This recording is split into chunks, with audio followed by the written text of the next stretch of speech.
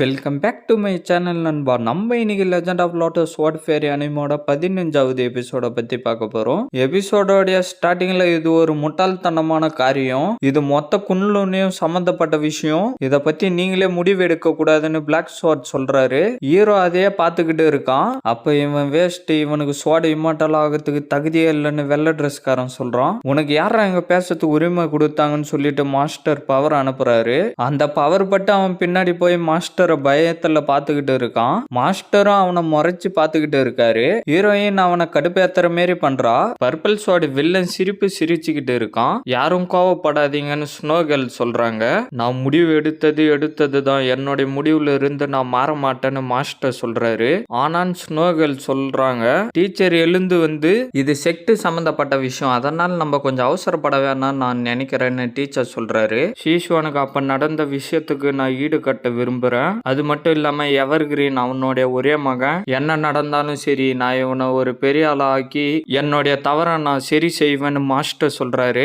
ஊன்னு டீச்சர் சொல்றாரு. ஹீரோ மாஸ்டரே பாத்துக்கிட்டு இருக்கான். நீங்க இப்ப பண்ற விஷயத்த கொஞ்ச நேரம் நிறுத்தி வைங்க.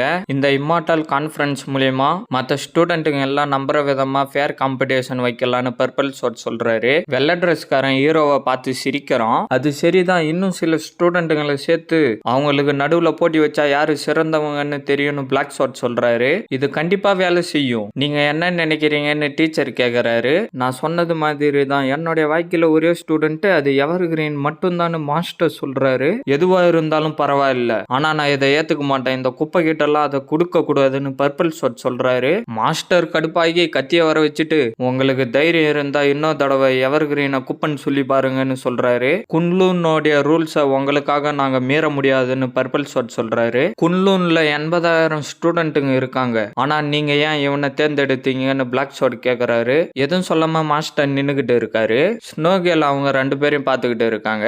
ஹீரோ முன்னாடி வந்து நீங்க என்ன குன்லூனோடைய ஸ்டூடெண்ட்னு சொன்னதே எனக்கு ரொம்ப சந்தோஷமா இருக்கு. அது மட்டும் இல்லாம ஸ்வாட் இம்மார்டல் தான் என்னுடைய அப்பா, நான் ஒன்னும் அவரை மேலாம் ஆகணும்னு விரும்பல, நீங்க என்ன கொஞ்சம் கவனிச்சுக்கிட்டு இருங்கன்னு ஹீரோ சொல்றான். ரெண்டு பேரும் அவன் சொல்றதே கேட்டுக்கிட்டு இருக்காங்க. பிளாக் ஸ்வாட் சிரிச்சிட்டு 10 வருஷமா நீ பிராக்டிஸ் பண்ணிக்கிட்டு தான் இருக்க, இருந்தாலும் நீ QA ரிஃபைனிங்ல தான் இருக்க, கண்டிப்பா நாங்க எல்லாரும் உன்னை கவனிக்கிறோம்னு சொல்லிட்டு சிரிக்கிறாரு. வெள்ளை ட்ரெஸ்காரனும் சிரிக்கிறான். நான் QA ரிஃபைனிங் ரிலிம்ல இருந்தாலும் நான் யாரையும் காயப்படுத்த வேண்டிய அவசியம் இல்லைன்னு ஹீரோ சொல்றான். அதை கேட்டுட்டு ஆச்சரியமா பாக்குறா. இவனுக்கு நிறைய தைரியம் இருக்குன்னு மாஸ்டர் அவருக்குள்ளாரே சொல்லிக்கிட்டு இருக்காரு. இவனுக்கு எவ்வளவு நல்ல மனசுன்னு டீச்சர் அவருக்குள்ளாரே சொல்லிக்கிட்டு இருக்காரு. இன்னும் 6 மாசத்துக்கு அப்புறம் இம்மார்டல் ஸ்வாட் கான்ஃபரன்ஸ் நடக்கும். அந்த நேரத்துல இம்மார்டல் கிளான்ல இருக்கிற எல்லா ஸ்டூடெண்ட்டும் வருவாங்க. அந்த நேரத்துல நீ தோத்து போயிடுவடான்னு பிளாக் ஸ்வாட் சொல்றாரு. மாஸ்டர் கடுப்பாகி பவரை வர வைக்கிறாரு. டீச்சர் இரும்புற மாரி பண்ணிட்டு, நல்லது இன்னில இருந்து அவன் பிராக்டிஸ் பண்ணட்டும், இம்மார்டல் ஸ்வாட் கான்ஃபரன்ஸ் வரப்ப அந்த போட்டியை வச்சுக்கலாம், அப்புறமா நேதர் வேர்ல்டு ஆர்டரை எவர் கிரீனுக்கே திருப்பி கொடுக்கலாம், கவலைப்படாதீங்க, நான் என்னுடைய மாஸ்டர் அவமதிக்கிற விதமா ஒரு நாளும் நடந்துக்க மாட்டேன், இன்னைக்கு நான் QA ரிஃபைனிங்கோட செகண்ட் லெவலுக்குள்ளார போயிட்டேன்னு ஹீரோ சொல்றான். சைட்ல நின்னுகிட்டு இருந்தவன் சிரிக்கிறான். QA ரிஃபைனிங்கோட 2வது லெவல்ல இருந்தா மட்டும் போதுமா, எனக்கு ஒரே சிரிப்பா வருதுன்னு பிளாக் ஸ்வாட் சொல்றாரு. சரி இன்னைக்கு இதுவே போதும்னு டீச்சர் சொல்றாரு. ஹீரோவும் ஹீரோயினும் அங்கிருந்து கிளம்புறாங்க. அப்புறம் பார்க்கலாம் எவர் கிரீன் பர்பிள் கேர்ள்னு சொல்லிட்டு எல்லோ ட்ரெஸ்காரங்க இருந்து ஓடிடுறான். அந்த பொண்ணும் சிரிச்சுட்டு அங்கிருந்து கிளம்பிடுறா. அடுத்த இம்மார்டல் ஸ்வாட் கான்ஃபரன்ஸ்ல இந்த மாரி எல்லாம் முடியாது, நான் உன்னை அப்பா பாத்துக்கிறேன், சீனை கட் பண்ணா அவங்க எல்லாரும் வேற ஒரு இடத்துல இருக்காங்க.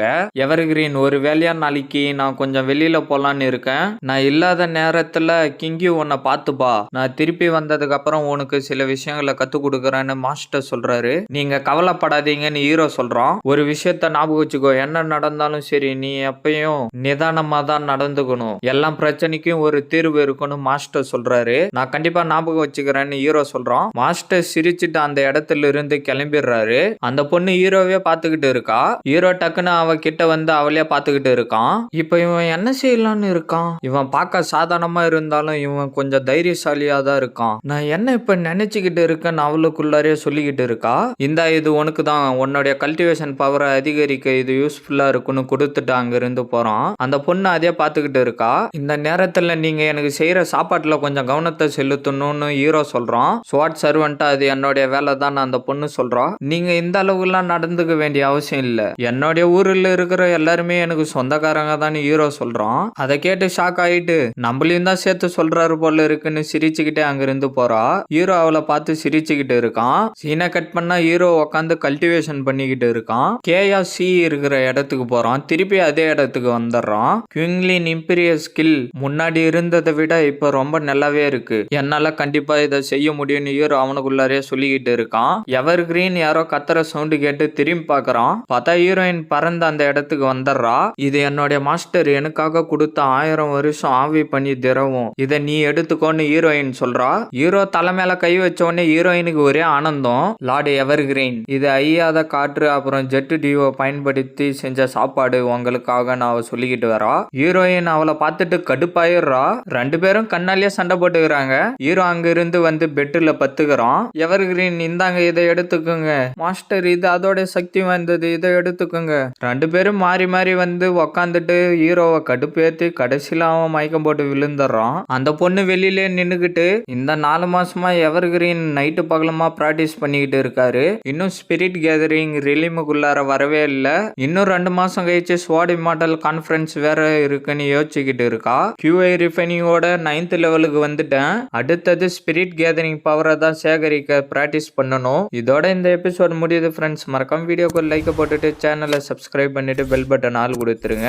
அப்படியே இந்த மாதிரி அனிம் பார்க்குற ஃப்ரெண்ட்ஸ்க்கும் வீடியோ ஷேர் பண்ணுறேங்க. நான் உங்களை அடுத்த எபிசோடில் மீட் பண்ணுறேன். See you guys.